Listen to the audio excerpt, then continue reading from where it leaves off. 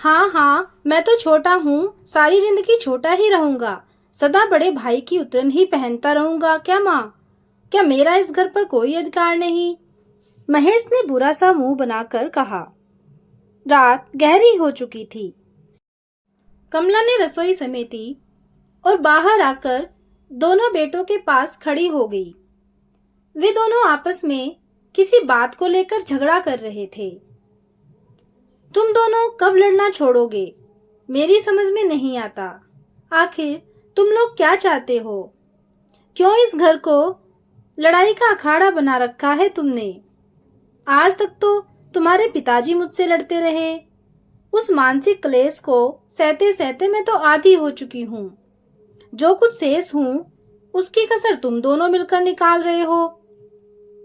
पर माँ, तुम हमेशा बड़े भैया का ही पक्ष क्यों लेती हो? क्या मैं तुम्हारा बेटा नहीं हूँ? तुझे तो हमेशा उससे चिढ़ रहती है। माँ मुंह बनाती हुई अंदर चली गई। वैसे यह सच भी था। माता पिता के पक्षपातपूर्ण व्यवहार के कारण ही सुरेश व महेश आपस में बहुत लड़ते थे। माँ का स्नेह बड़े सुरेश के प्रति अधिक था, जबकि पिता छोटे महेश को ही ज्यादा चाहते थे। दोनों भाइयों की एक छोटी बहन थी, स्नेहा। स्नेहा बेचारी घर के इस लड़ाई झगड़े के माहौल में हरदम दुखी रहती थी। सुरेश व महेश भी उसे अपने पक्ष में करने के लिए हरदम लड़ते रहते थे। वो बेचारी किसी एक का पक्ष लेती तो दूसरा नाराज हो जाता। उससे दोनों ही बड़े थे। वह चाहती थी कि तीनों भाई बहन मिलकर अच्छे से रहें, घर की बढ़ती हुई समस्याओं के बारे में सोचें, खूब पढ़े ताकि अच्छी नौकरियां मिल सके। उसने जब से होश संभाला था, घर का वातावरण ऐसा ही आतंकित सा देखा। माँ बड़े भाई का ही पक्ष लेती। शायद उन्हें लगता होगा कि वही उनके बुढ़ापे का सहारा बनेगा। पिता माँ से ही उलझते रहते और छोटे भाई को दुलारते। वह बेचारी उन सब के लड़ाई झगड़ों से डरी परेशान सी रहती। उपेक्षिता सुबह से शाम तक इसी सोच में डूबी रहती कि घर में कब कैसे शांति हो सकती है। सुबह ही हुई बहस के बारे में वह आंगन में बैठी सोचती रही कि बड़े भैया सुरेश की उतरन पहनने के लिए महेश भैया ने कितना बुरा माना, लेकिन वह जो हमेशा इन दोनों की उतरन ही पहनती आई है, उसके बारे में कभी किसी का ख्याल गया नहीं।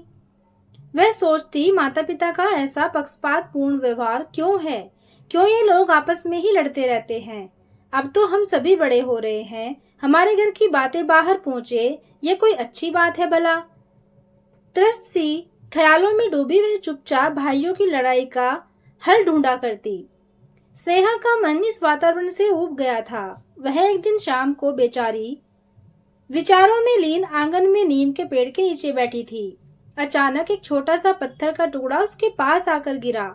चौंकते हुए उसने पीछे मुड़कर देखा कि कौन है। अभी वह इधर उधर देख ही रही थी कि एक और टुकड़ा आकर गिरा। इस बार उसके साथ साथ एक छोटी सी चिट्ठी भी थी। घबराकर स्नेहा ने घर के अंदर निगाहें दौड़ाई। इत्तेफाक से माँ अंदर थी। दोनों भाई भी बाहर गए हुए थे। तब उसने देखा कि एक लड़का पेड़ के पीछे छिपा हुआ उसकी तरफ देख रहा है। हिम्मत करके उसने वह चिट्ठी खोलकर पढ़ी तो उसकी जान ही निकल गई। लिखा था, स्नेहा, मैं तुम्हें काफी दिनों से जानता हूँ। तुम यूं ही हर शाम इस आंगन में बैठी पढ़ती रहती हो। तुम्हारी हर परेशानी के बारे में मैं जानता हूँ और उसका हल भी जानता हूँ। तुम मुझे कल स्कूल की छुट्टी के बाद बाहर बरगद के पेड़ के पास मिलना, तब मैं बताऊंगा। शंकर। पत्र पढ़कर डर के मारे स्नेहा को पसीना आ गया। शंकर उसके पड़ोस में ही रहता था। उसके बारे में सब यही कहते थे कि वो आवारा किस्म का लड़का है। उसके पास क्या हल हो सकता है मेरी समस्याओं का? स्नेहा का दिल बड़ी कसमकस में उलझ गया। वह भी तो यही चाहती थी कि उसके घर में लड़ाई झगड़ा न हो। हमारे घर की बातें शंकर को कैसे पता चल गई? क्या उसके पास जाना चाहिए? इसी सोच में सवेरा हो गया। स्कूल में भी उसका दिल न लगा। हाँ और नहीं में उलझा। उसका मन कोई निर्णय नहीं ले पाया। स्कूल की छुट्टी की घंटी से उसका ध्यान बटा। देख लेती हूँ, वैसे बात करने में क्या नुकसान है? स्नेहा ख्यालों में गुम बरगद के पेड़ के पास पहुंच गई। सामने देखा तो शंकर खड़ा था। मुझे पता था कि तुम जरूर आओगी, शंकर ने कुटिलता से कहा। सुबह शीशे में शक्ल देखी थी तुमने? क्यों, क्या हुआ मेरी शक्ल को? स्नेहा डर गई। तुम बहुत सुंदर हो। शंकर ने जाल फेंका। उसके विचार में मछली फंस चुकी थी और स्नेहा भी आत्मीयता से बोले गए शब्दों के बदले बहक गई। इस छोटी सी मुलाकात के बाद तो यह सिलसिला चल पड़ा। रोज ही शंकर उससे मिलता, उसके साथ दो चार घर की बातें करता, उसे यह विश्वास दिलाने की कोशिश करता कि वह उसके हर दुख दर्द में साथ है। बातों बातों में ही उसने स्नेहा से घर की सारी स्थिति जान ली। उसके दोनों भाइयों के बारे में भी वह काफी जानता था। वह धीरे धीरे जान गया था कि स्नेहा को अपने भाइयों से बहुत मोह है और वह उनके आपसी लड़ाई झगड़ों के कारण बहुत तनाव में भी रहती है। शंकर ने यह कमजोरी पकड़ ली थी। वह स्नेहा के प्रति झूठी सहानुभूति जताकर अपनी स्थिति मजबूत करना चाहता था। वह एक आवारा लड़का था जिसका काम था स्नेहा जैसी भोली भाली लड़कियों को फंसाकर अपना उल्लू सीधा करना। अब स्नेहा घर के झगड़ों से थोड़ी दूर हो चुकी थी। वह अब शंकर के ख्यालों में डूबी रहने लगी। महेश को एक दो बार उसकी यह खामोशी चुभी भी थी, पर वह खामोश ही रहा।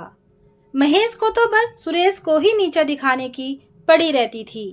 दोनों भाई घर की बिगड़ती स्थिति से बेखबर थे।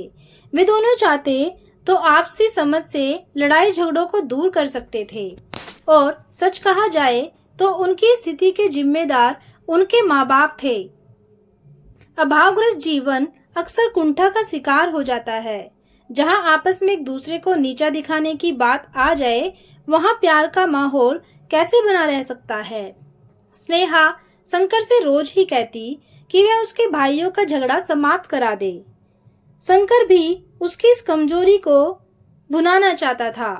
उसकी समझ में स्नेहा अब उसके मोहजाल में फंस चुकी थी। दूसरी ओर स्नेहा शंकर की किसी भी बुरी भावना से परिचित नहीं थी। उसने अनजाने में ही सहज हृदय से उस पर विश्वास कर लिया था। उसका कोमल मन घर की क्लेश से निजात चाहता था। एक दिन ऐसे ही स्नेहा शंकर के पास जा रही थी कि रास्ते में बड़ा भाई सुरेश मिल गया। तू इधर कहाँ जा रही है? भैया, मैं अपनी सहेली के पास कुछ नोट्स लेने जा रही थी। स्नेहा ने सकपका कर कहा, तू घर चल, नोट्स मैं ला कर दे दूंगा और आगे से स्कूल के बाद सीधी घर जाया कर, वरना मुझसे बुरा कोई नहीं होगा। भाई ने धमकाया। उस दिन शंकर इंतजार ही करता रह गया। अगले दिन वह बड़े गुस्से में था। कारण जानने पर स्नेहा से बोला, तुम्हें आने से मना कर दिया और खुद जो दोनों सारा दिन घर से गायब रहते हैं, तब कुछ नहीं होता। उस दिन स्नेहा बहुत डर गई। शंकर के चेहरे से लगा कि वह उसके भाइयों से बदला लेना चाहता है। वह सोचने लगी कि कहीं उसके कारण भाई किसी परेशानी में न पड़ जाएं। उसने शंकर को समझाना चाहा, मैं तुम्हारे पास नहीं आऊंगी। मेरे भाइयों ने दोबारा देख लिया तो खैर नहीं। यूं भी तुम मुझ पर जरूरत से ज्यादा गुस्सा करने लगे हो। मैं तो तुम्हें एक अच्छा दोस्त समझती थी। ओ, जरा से भाई के धमकाने से तू डर गई। मैं तो तुझे बहुत हिम्मत वाली समझता था।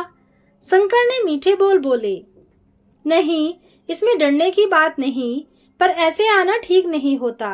अरे छोड़, चल उस पहाड़ी के पीछे चलकर बैठते हैं, वहां से तुझे कोई नहीं देखेगा। शंकर ने फिर पासा फेंका, नहीं, मैं घर जा रही हूँ, बहुत देर हो गई है आज तो। इस पर शंकर ने जोर जबरदस्ती का रास्ता अपनाने की सोची। ये लोग अभी बात ही कर रहे थे कि अचानक स्नेहा का भाई सुरेश वहां आ गया। उसने देखा कि स्नेहा घबराई हुई है। उसके पास ही शंकर को खड़े देखकर उसके माथे में बल पड़ गए। उसने शंकर से पूछा, तू यहाँ मेरी बहन से क्या बातें कर रहा है? शंकर बोला, अपनी बहन से ही पूछ लेना।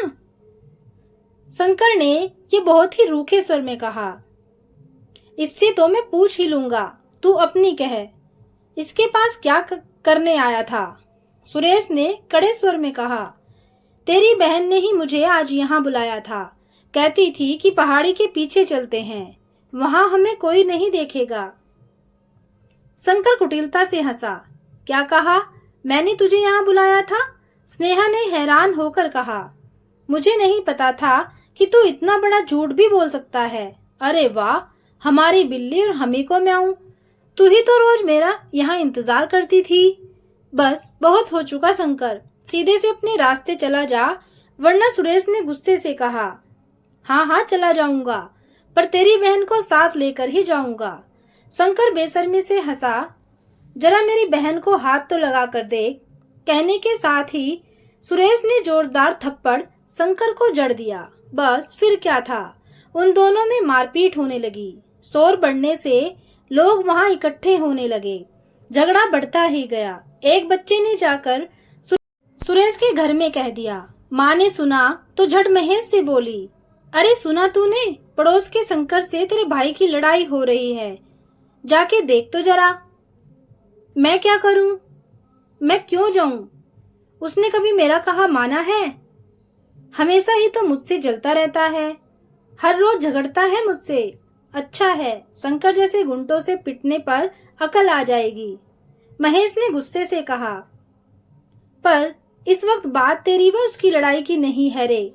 स्नेहा भी खड़ी है वहां, जाने क्या बात है। तुझे क्या अपनी बहन का जरा भी ख्याल नहीं? ये बात है तो अब तो जाना ही पड़ेगा।